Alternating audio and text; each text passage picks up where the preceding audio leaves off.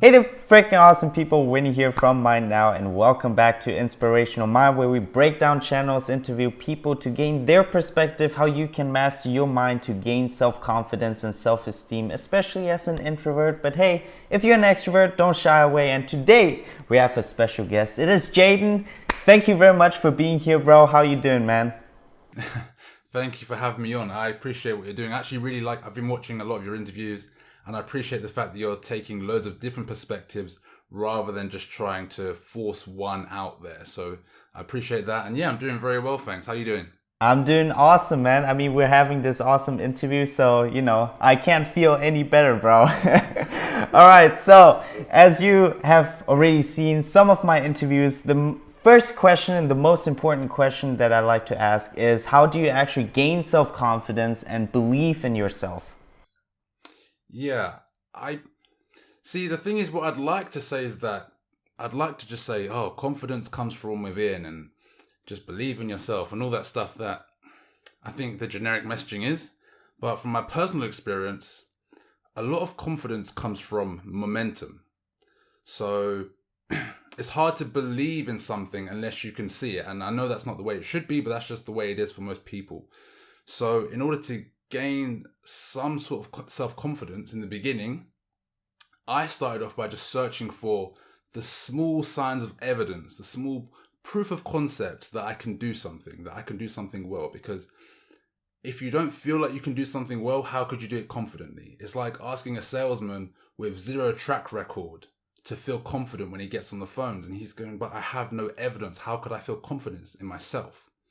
So one of the things that I struggled with, particularly as someone who started out in business, that's a great example because I'm actually referring to myself in a way. I was my first business. I had to get on the phones and I was really struggling because I had never made a sale before. And what I found was the momentum could come from just reminding yourself of how you've succeeded throughout the day, whether it be in that specific activity or not. So for me, building confidence came from every single night just saying to myself, what are 5 things I did well today? It doesn't have to be with regards to business or with regards to X, Y, and Z, just in all areas of life. What are 5 things I did successfully today? And that builds confidence because what you find is you go to bed at night feeling successful. You feel like you've had a great successful day because you've told yourself 5 things you did well today. Then you wake up the next day also feeling successful because you've just told yourself, the last thing you told yourself before you went to sleep was I'm successful. You repeat this over time and you find yourself going to sleep, waking up, going to sleep, waking up, feeling successful. You feel more confident because you've rewired yourself to believe that you're a successful person before you've seen any tangible evidence of it, before you've made a sale, before you've done what you need to do in your business or whatever it is. You've found other ways that you are successful because we like to focus on one area and feel unconfident. So for me, that's what works for me. I don't know if it will work for everyone else. I know for a lot of people it has, but I think that's something worth trying. And the second thing that I'd recommend is just simply exercising. I don't think anyone can follow an exercise routine and an eating protocol and not see results. So if you're struggling to see results in some area and you don't feel confident in yourself, if you exercise and eat well, you will see results, and then you can just amplify that into other areas of your life. So those are 2 things that I'd recommend to anyone struggling with confidence. I really love that, man, because when you begin something, start something new, you don't really have the confidence in that because you don't see any results or you don't have any results and evidence, right? And so just thinking about the little things that you have achieved throughout your day will kind of program your mind saying, hey, you did achieve something, right? And that is just amazing because when you lack that self-confidence, you just feel like, oh man, I can't do this is new to me. But when you think about, hey, you did this thing, this little thing, and you achieved that kind of puts you in another state of mind. And exercising, I really love that tip as well. And I can only say that exercising is one of the best things that gives you the energy that builds that confidence because you feel better, right? Because of the endorphins, you look better because you build muscles, and it's like one of the best thing to like help for depression as well, right? I mean, if you're like depressed or anything else, but yeah, and so talking about energy now, what else do you do to get that energy? Do you have a morning routine or evening routine, or how do you go about that? Yeah, so I've got a really straightforward morning routine. And it used to be a lot more complicated, but what I found is, I mean, there's a lot of great stuff out there. And I think anyone who watches your videos, anyone who watches this video as well, in particular, will have seen a lot of the stuff out there about morning routines and you should do X, Y, Z, 101 things that are really great for you. But to be honest, dialing it down to the things that really work best for me is what has made me happiest in my life. I could do 101 things, but now I literally wake up, I do my meditation, I'll read a book for an hour, and I have what's called a life sheet. And a life sheet is I just map out where my life is, where I want my life to be, the obstacles I need to overcome internally, the obstacle and the things I'd like to achieve. So I literally just meditate, read, and I look at the life sheet. So again, to reiterate what that is just what I need to overcome and what I'd like to achieve. And that keeps me focused and gives me energy for the rest of the day. Yeah, you just said it yourself. We gotta find things what works best for us, right? I mean, you see like many videos on morning routine and just waking up early at 5 a.m. And, from all of those people that I've interviewed so far, they all said like you gotta see what works best for you. I mean, of course, waking up early like gives you some time, but if you're not a morning person and and you work until, let's say, I don't know, midnight or whatever, and you sleep only 5 hours, it makes no sense to kind of like wake up at 5, right? One thing that I've learned is like you gotta prioritize on sleep. That is like the first thing that you really gotta do. Obviously, there are some days where you sleep a bit less than other days, but overall, having or getting enough sleep will kind of set your day right. That is what I've learned, even though it's the most simplest thing. Yeah, no, I agree with that because I mean, like you said on the 5 a.m. stuff, I mean, I used to get up at 5 a.m. every single day, and occasionally I will, but for the most part, I go to the gym late. So it makes no sense for me to go to the gym late and then wake up super early because I won't get the necessary rest. And you could say, oh, why don't you go early? Because going to the gym early hasn't worked for me. So I'm not going to start fitting it into my daily routine just because that's what everyone says you should do. It's about what gets you results. So I completely agree with that. Definitely, man, definitely. So now talking about like influencing your subconscious mind, a lot of people do like visualization. Do you actually do visualization? I do. I would say not as much as I used to. And the reason is simply because I found it to be that I would spend so much time visualizing that I would almost stop taking as much action. It was really strange. I started creating this thing in my mind, and I've got nothing against visualization at all. I think it's a fantastic tool. So I'll do it a couple of days a week, but what I really like to do is take action now. I think in the beginning, getting clear on my goals, when I needed to get clear on my goals, visualization was absolutely key. So I think if you haven't found what you're passionate about, if you haven't really figured out where you want to go and how you want to do things, visualization is a great key to sort of build the picture in your mind. But having been doing this for a few years now, I've made progress, I've made changes, and now I'm just mostly about action, to be honest. So it's a great tool. I would never knock it, but it's not something I focus a lot of time into anymore. No, I mean, at the end of the day, you gotta take action, no matter what you want in life, right? And I guess like these things with morning routine and like waking up early and exercising, all of that, it just gives you that, sets your mind right so that you feel great about yourself, so that you want to take action, because that is what mainly morning routines are all about, so that you warm up your engine, so to speak. Now, talking about something controversial, law of attraction. Do you believe in that? And do you use it? And what's your take on that? I do, in a sense. I do. Obviously, there's no physical evidence of the law of attraction, so to speak. I believe in it in a way that is not the. I don't want to make fun of the law of attraction, because that's not it. That's actually, it gave me a great introduction into my belief systems now. But I think most people are introduced to the law of attraction through the movie or the book called The Secret, where they pretty much say, believe in something and ask for it and you'll receive it.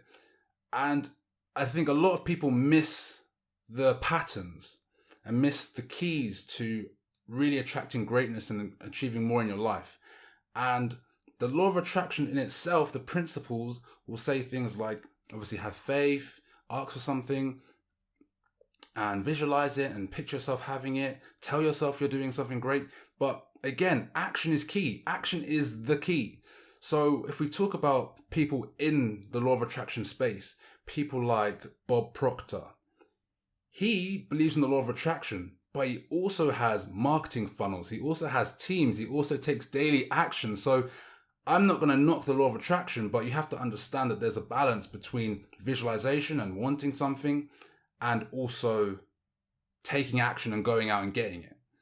And that's why I say visualization was a great tool in the beginning, when I wanted to understand what I need to take on and what I want to achieve.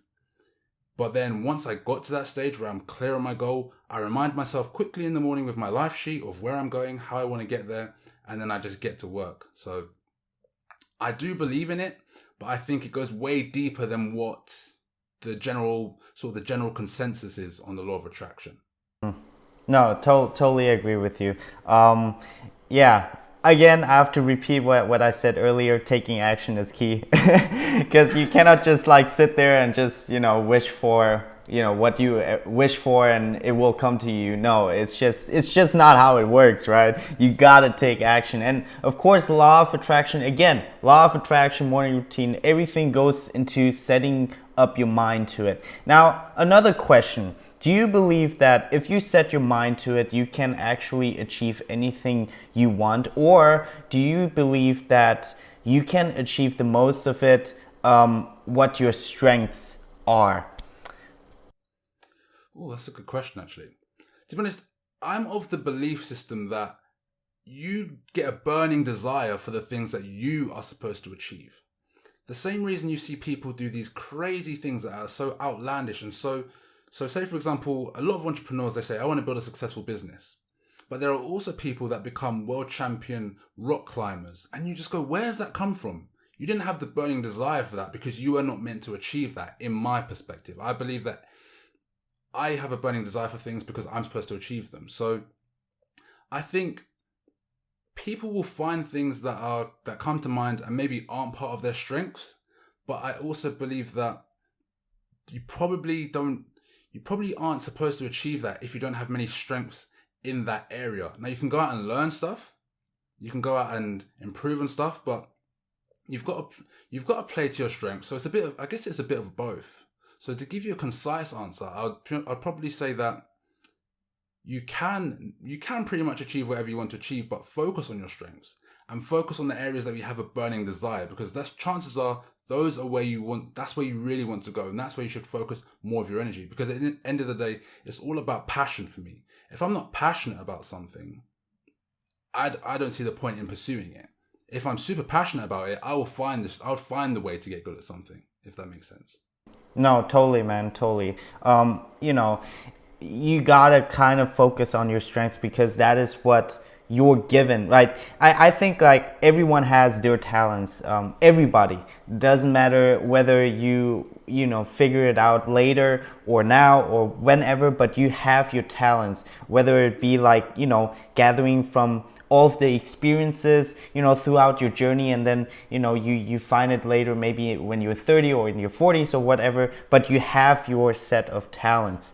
Now, talking about passion and purpose, you already said that you need to have this passion. What advice would you actually give to people who haven't figured out what their passion and what their purpose is?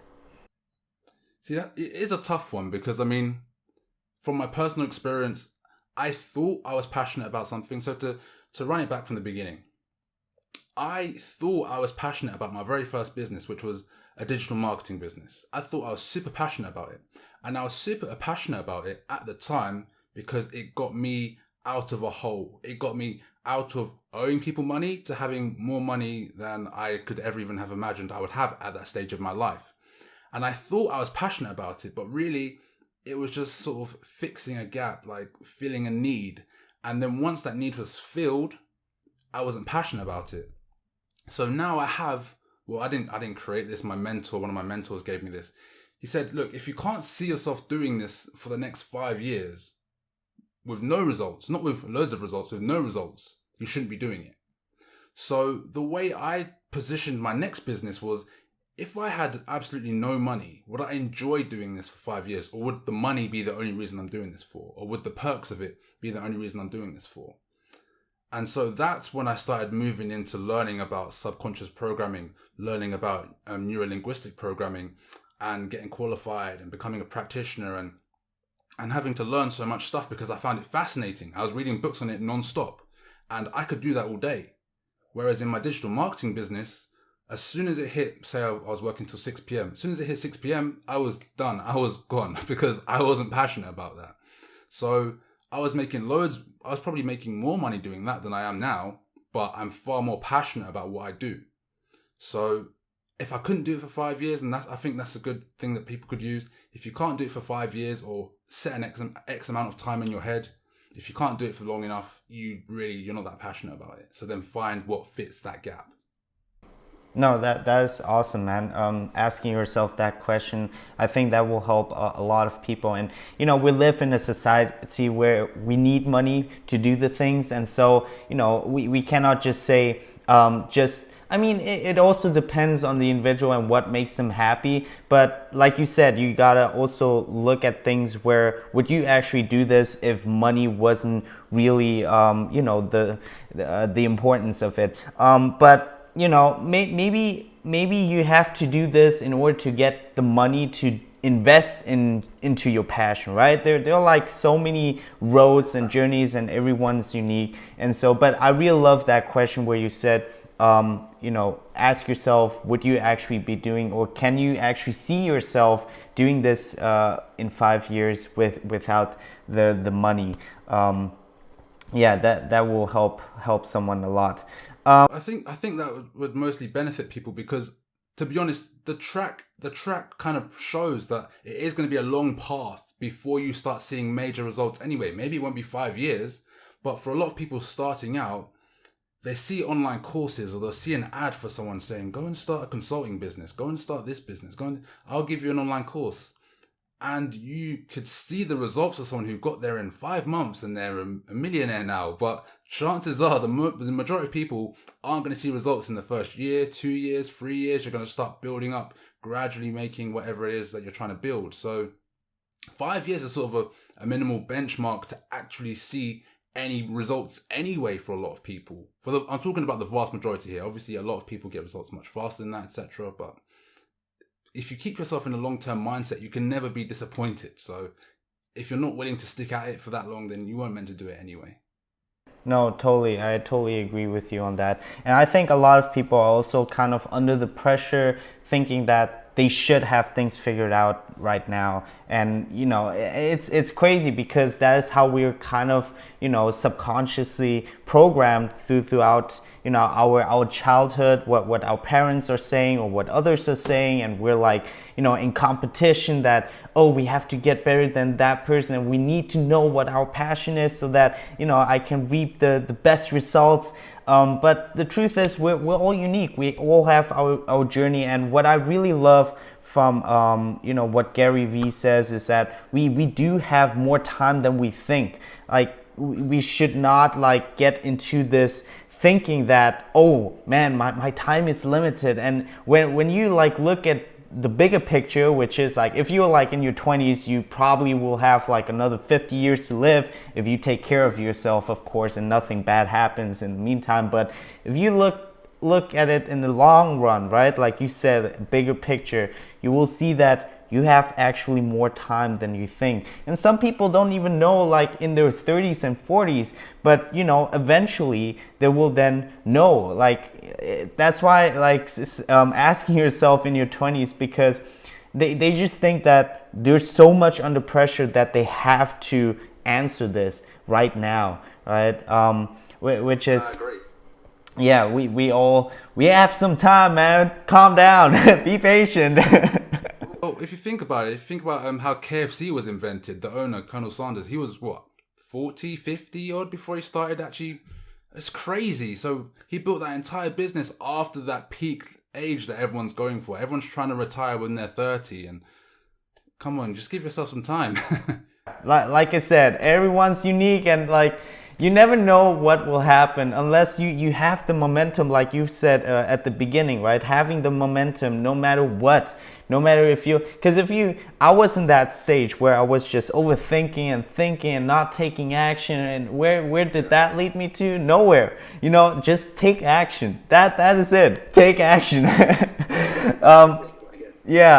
So talking about success and everything, you need to have that self-discipline, right? You need to obviously build good habits, and once you have that good habit, you need to have that self-discipline. Now, before we get into the self-discipline, tell me what has worked for you, breaking those bad habits that you had in the past or that you're working on right now. What has worked for you? In terms of breaking the bad habits, I think perspective alone.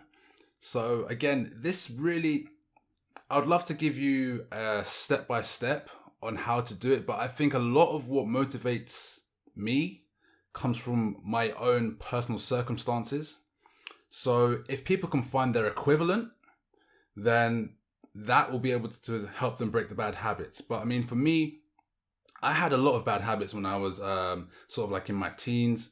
And I don't want to call them bad habits. I was just being lazy. So it was things like I could be doing some work, or I could go and play some video games. Things like that, just stupid things. And there's nothing wrong with doing whatever you want to do in your free time. I'm not going to judge you for what you do. That's not a problem. But in terms of breaking the bad habits, it's just the perspective that I now have of I want to achieve something. And I can see people with the X, Y, and Z habits that I have, and they're not achieving what I want. So in order for me to get on the trajectory of what I want, I have to stop doing these things, or at least dial them down. So if it was, say, for example, playing video games, there's nothing wrong with doing something in your free time, but don't let that take over what you should be doing and what's going to keep you on track with what you want to achieve. So for me, the main thing is just keeping perspective of where will this take me. So if I was to do this every week or every day, how is this going to impact the rest of my life? Is this going to keep me on track, or is it going to take me off track? And that will give you the picture of whether you should or shouldn't be doing it. And then if you have the discipline from within, you'll cut it out straight away. Now, how do you develop this discipline from within?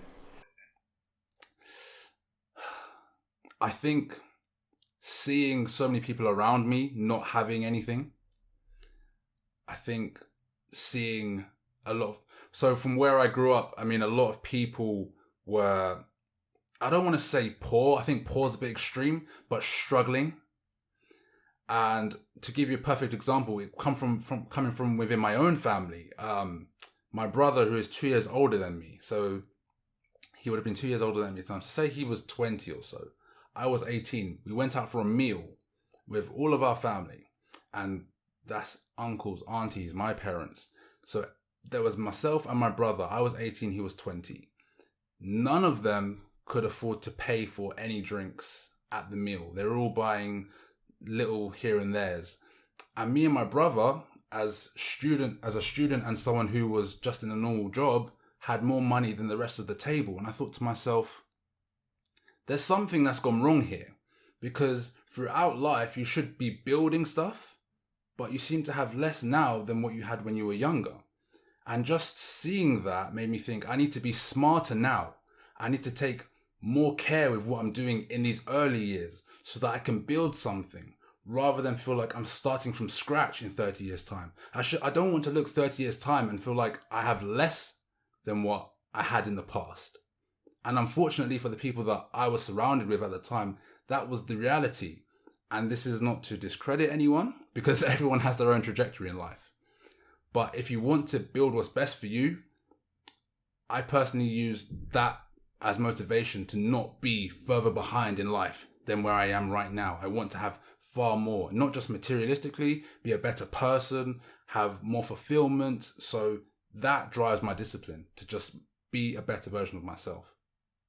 No, that's awesome, man. You just, that was kind of like your why, right? I don't know if you've read that book, Start With Why, from Simon Sinek, but yeah, that basically sums it up. Like, sometimes I just think to myself, when you grow up in a poor environment, sometimes it is much better, because it then kind of motivates you to, fight for your life. You can't get any worse than that, in opposed to, growing up in a rich family. I mean, obviously there's always like pros and cons to, no matter if you're rich or poor, there's always pros and cons. But in your case, I just think when you're literally born up in a poor environment, you just think like, man, I don't want this. I want to get better, and I don't want to, like, right? That is like kind of your big why that drives you. Now, everyone once in a while gets into this rut, like bad time, nothing is going according to goals or plans or whatever, and you feel like, yeah, kind of demotivated, feel bad about yourself. Now, what do you actually do in those times to kind of get back on track again or motivate yourself? Yeah, I think the first thing I always like to remind myself is that nothing is constant. So we can take a sports player who is on amazing top form, and then 2 weeks later, all the fans are booing him. Then 2 months later, he's on top form again.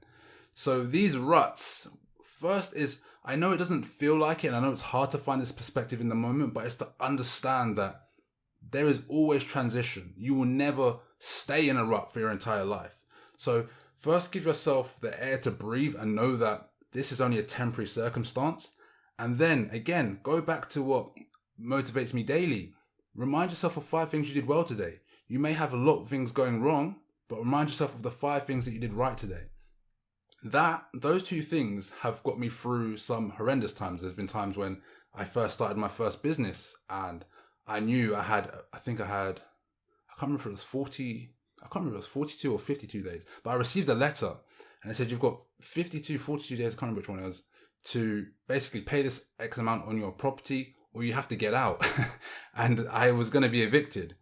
And I thought to myself, I've got to really struggle through this. And it was a really dark period, because if I don't find this money within the next certain amount of days, I'm going to be homeless. But I knew I had to sit myself there and think to myself, this is a temporary circumstance. Change is constant and nothing will stay the same. So this feels rough right now, but when I get through this period of time, I'll be fine. So take that perspective and embrace it and really think about, okay, yeah, this is difficult, but you will get through it. That's the first thing. And then just reminding yourself of what you are doing right. Because no matter what you do, no matter who you are, and you might lie about it if you want to, but everybody finds periods where they're struggling. Gary Vee struggles with things. Tony Robbins struggles with things. They may not always tell you when they're struggling, but everyone faces these struggles. But knowing that it will come to an end, and unfortunately that means also if you're in a great period of time, you're also going to go through some struggles later on. But that's just it. You just have to have that perspective. That's just life, right? Goes up and down.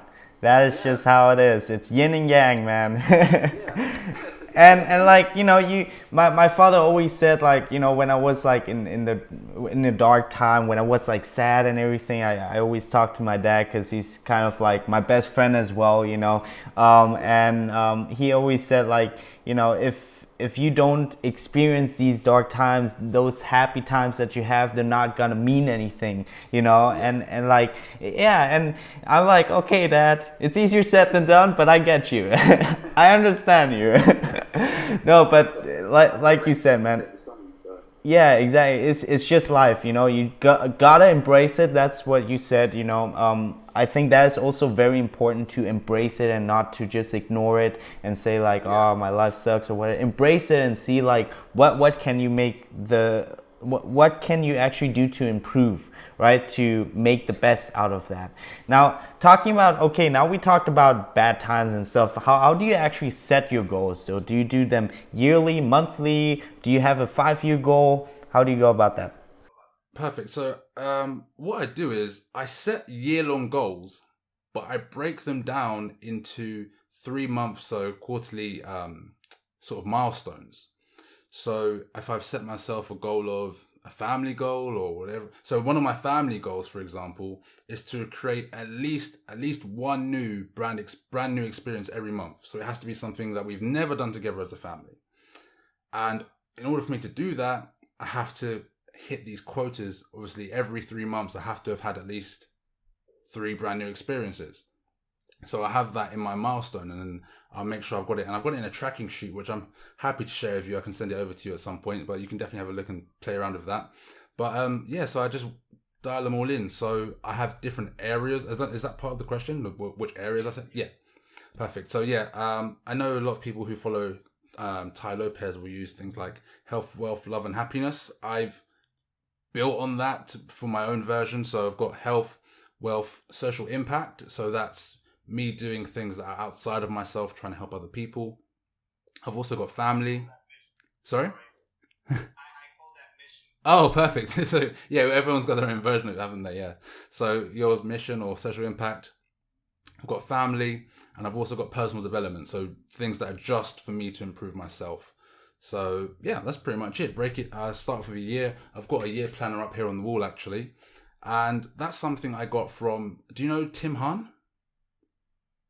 So I think from Success Insider, is that the guy? Success Insider, yeah. So I met him at an event one time, and he mentioned to me that having a year planner is a really effective way. So I just said, great, I'll take that on board, and it's been very effective. So if anyone hasn't got a year planner, I recommend you get one, because you can set if you set an annual goal, you could say, okay, I want to achieve this year, but you've got no direction on how it's going to get done. But if you set it in there, you'll be able to break down the milestones and visibly see them. And that kind of keeps you accountable, because you'll get to say March and say, wow, I haven't really made progress on this goal yet. I need to start doing this. I need to start taking action. And that keeps you sort of on track with setting your goals. Yeah, no, definitely. Having like a year plan and seeing where you're actually like going towards, like sometimes you can actually like go off track, right? And when you have this year plan, you're saying, oh no, this month I'm actually off track, so I have to kind of, you know, do things to get back on track again. Now to repeat what your fields are or categories, you said health, wealth, social impact. Yep, health, wealth, social impact, family, and personal development. Right, okay. And you actually do these, you have these 5 categories for each month? Yeah, so for the year long goal, and also for each month, I work towards each of these goals. I actually track it on my I'm not plugging my channel, but I track it on my channel. That's why I remember each week. So You actually track like weekly, or how do you go about that? yeah, so I track. So I've been updating weekly. I might move it to monthly, just because some weeks you really don't make any progress on certain goals. So for example, if one of my family goals is to create a brand new experience every month, I don't need to do something every week in order to get that right, you know? So, but yeah, I try to track it monthly just to make sure. So if you haven't sort of set something that can be done each month, it's easy to forget about your goals. So I make sure that there's something at least every month that must be done, a minimum quota to hit in order to hit the annual goal. All right, yeah, makes sense, man. Makes sense. And I think it's very, very, very important to have goals. You know, it just gives you sort of direction where you need to go. And because, you know, back in the days in high school, you don't really have goals and stuff. You just kind of go with the flow, right? But yeah, I mean, back in the high school, I usually just went to a gym and, you know, and learned and played video games. I think that was kind of my whole high school. Anyway, now, as you know, my channel is all about like, mastering your mind and stuff. Now, your channel is also mainly about like breaking out of those limiting beliefs. Now, what is something that has held you back in the past and that you broke out of, and once you have done that, you were able to succeed, anything in your life, maybe business or relationship or whatever it is. What was that one limiting belief? I think for me, it was, I think the most transformational one was being able to understand that I could dictate my own income. So for the most part, people get jobs, don't they?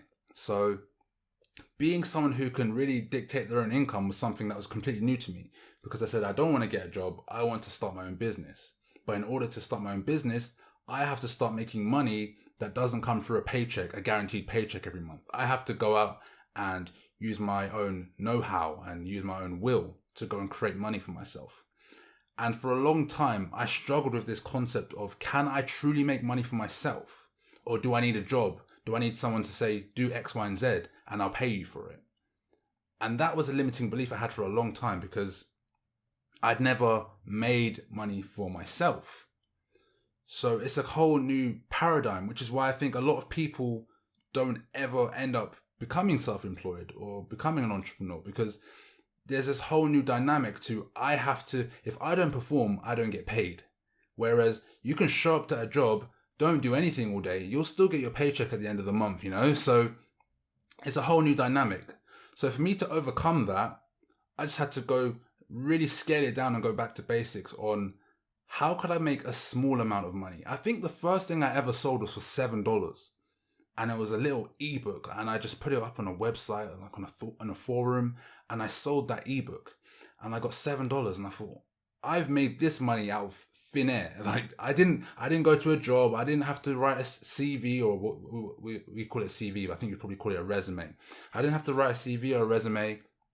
I didn't have to go and ask someone. I created a small ebook and I sold this for myself. And now I have the results to show that.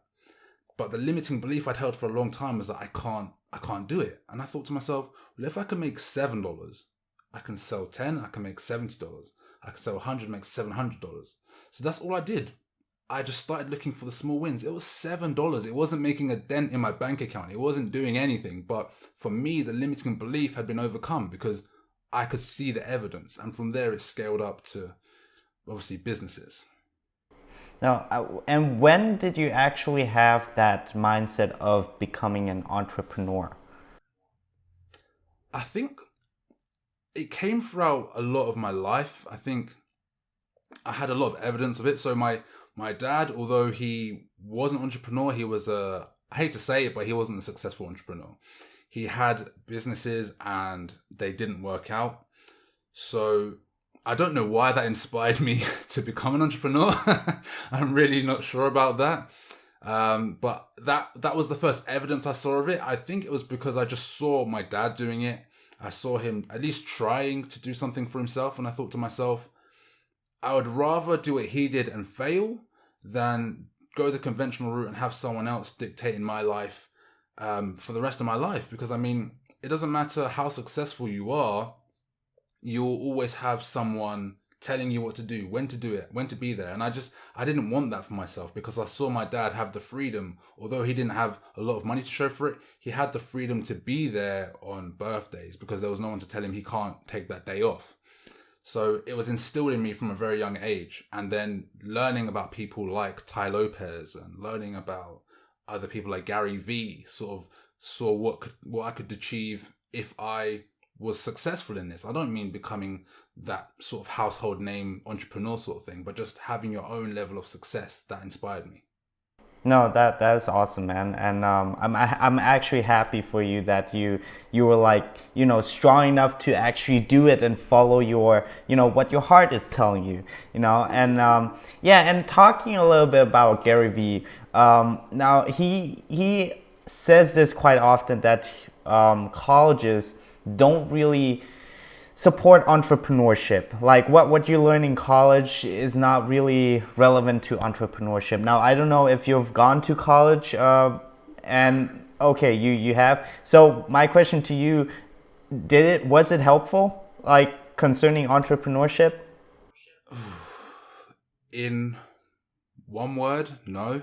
But in, I mean, I couldn't have got a more applicable degree if I tried. So I got a degree in business, but I didn't just get a standard degree. I got a first class honours, which in the UK is the highest degree you can get outside of a master's degree. So I got as pretty good as you could get in business. And I can't say to you that I've used any of it. I honestly, I can't. It sits there and it looks nice, but no. I've talked to a lot of people concerning this, and who are entrepreneurs, and they all said the same thing. Like, you use perhaps like 5% of what you learn, and I'm like, wow, crazy. Yeah, I think a lot of it comes down to the fact that obviously each university or college has their own syllabus, but for the most part, they're teaching you about existing businesses and not teaching you how to start your own and how to go out and make the first sale, how to go out and pitch things. Like, they're not teaching you any of that stuff. Maybe if there was a course on entrepreneurship, it might help, but I still don't think it would equate to going out and doing it for yourself. So, Yes, at the end of the day, like you said, is taking action, right? It's like you can learn the most comprehensive theoretical stuff about like business. You still it won't still help you if you don't take action, right? You gotta experience it yourself.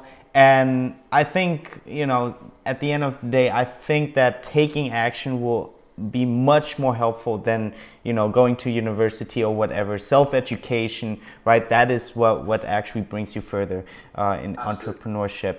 Now, talking about books, what is your favorite book concerning mindset? mindset. I like to keep my favorite books with me. Let's see. I think if I had to take a look, I like to keep them on my desk. I would say this book here, Secrets of the Millionaire Mind, is a great book on mindset. It's by a guy called T. Harv Eker. I think that's probably the most transformational book I've seen on mindset. And the reason being is simply because he doesn't dumb it down in the sense that I think a lot of people, they oversimplify mindset and they say you've just got to be motivated, you've got to be driven, you've got to be this, that, and the other. But I think he used the analogy of printing something out. I can't remember the exact analogy word for word in the book. But he said if you were to type something out on the computer and then print it, and there was a typo on there, you would see it, or say for example, I've got a piece of paper. If there's a typo on this piece of paper I've got here, I could rub it out and I could try and correct it on there. And then, I say, I'll do it again better next time. But if I press print again, that same error is going to come out again, because it's not the error on the paper. It's not the external that has the error. It's the computer that has the error. So you keep trying to correct errors in your life by fixing them externally. Whereas if you just went onto the computer and undid that error, you could print it and it would look correct from now on. You would do the correct thing. You'd have the correct result. And for what he's trying to say is, for the most part, people are trying to fix their lives by fixing the external. When instead, if you just focus within, start there first, everything you produce, all of the external results will look better. And that analogy really sunk in with me. I don't know if I explained it well on here, because I think when you know something, you don't really feel like you have to explain it that well, but hopefully I got the point across. Good, man. All right. Yeah, I think it is. Yeah, that's why I love talking about these topics about like the mind, mastering your mind, because it's all about in here. If you can master this, then whatever you do outside, it's going to be awesome. I mean, I'm not talking about, you will succeed every time, because that is just not how reality works. You will fail, there will be success and failures, but how you will perceive them will be different. You will see failures instead of saying to yourself, oh man, I'm such a failure, I failed this, you will see them as learning experiences and see, oh, what can I actually improve on? Like, you will start asking yourself the right questions rather than the wrong questions, and positive ones rather than negative one. So yeah, man, I totally agree with you on that. And before we get to our last question, my man, and then you can head off, where can people connect with you further? So yeah, I've got YouTube, Smash Mediocrity, and Instagram, Smash Mediocrity. So yeah, you can go and check it out if you want. I'm going to add you right now, or after this interview. All right. So as you know, my channel is all about mastering your mind to gain that self-confidence, self-esteem. So my question to you is, what was that one activity, one revelation that has helped you the most in regards to mastering your mind? I think getting an outside perspective. So we can get caught up in believing what we're telling ourselves, and you can see thoughts and believe them as true. But if you have an outside perspective, i.e. a mentor, they won't lie to you. So I could say to myself, oh, I'm not good at this, or I don't want to do this, or this won't work. And my mentor would just say to me, no, you're not good at it. It's just the fact that you're scared to do it. So you're telling yourself you won't be good at it. And if you get a second perspective on things, I genuinely believe that you will see how much BS your mind will trick you into believing. If there was any route that you could take to achieve, I genuinely believe if you have a mentor, you cannot fail. I'm not saying it will happen overnight, but if you have someone just course correcting you, making sure that they're your personal BS detector, you can't go wrong. So for the mind, you can't allow yourself to fall in the same sort of self-sabotaging habits that have controlled you and got the results that you've got today, because someone else will sit there and say, no, you're getting in your own way right now. Change that, do this, do that, and you will start seeing results. That is by far the most transformational thing that I've seen, is just getting a mentor. No, totally, man. Getting a mentor, I think, even someone who's watching and listening to this right now, if you say like, oh, I can't afford this or whatever, just watch videos. Tony Robbins could be one of your mentor, like virtually, right? Just listen to what he says, or Gary Vee, or whatever your niche is, just do it. Like, now we have access to, the internet, right? And the technology, it's amazing. Like, that's why Gary Vee says, you're born in one of the greatest era in time. And it's true. Like, we have literally access to everything. We just got to take action and just, do it. Just do it. Like Nike slogan. Absolutely. Books as well, books, video, however you want to get one. It doesn't have to be one-to-one mentor. However you can get one, that is the key. Exactly, man. Exactly. Dude, bro, Jayden, thank you so very much, man. It was my pleasure and honor to be, interviewing you and gaining perspective from you. I hope you enjoyed it as well, brotherhood. And guys, yes? It's been fantastic. No, honestly, I was just going to say, it's been fantastic. It's been great. I really appreciate what you're doing as well. I like watching your interviews. I hadn't heard of you until you reached out to me, but I've just been going through binge watching, because it's great to see how everyone's messages connecting up. And I think over time, you're going to be onto something absolutely huge. So just keep going, man. It's awesome. Much, man. Thank you for the kind words. Like I said, my whole goal, or one of the goals, is to actually, support each other and grow with each other. I don't only want, because I always say my voice, I cannot help each and every one, and nobody can. And so what I cannot do, who I cannot help, that is when you guys come in, right? We got to help each other. And yeah. Anyway, guys, for those of you who are watching and listening to this, I hope you really enjoyed this. And also tell me, what was your favorite advice? Leave it down below in the comments section. Remember that you are freaking awesome and that you can do it if you put your mind to it. All right, Winnie out. For now.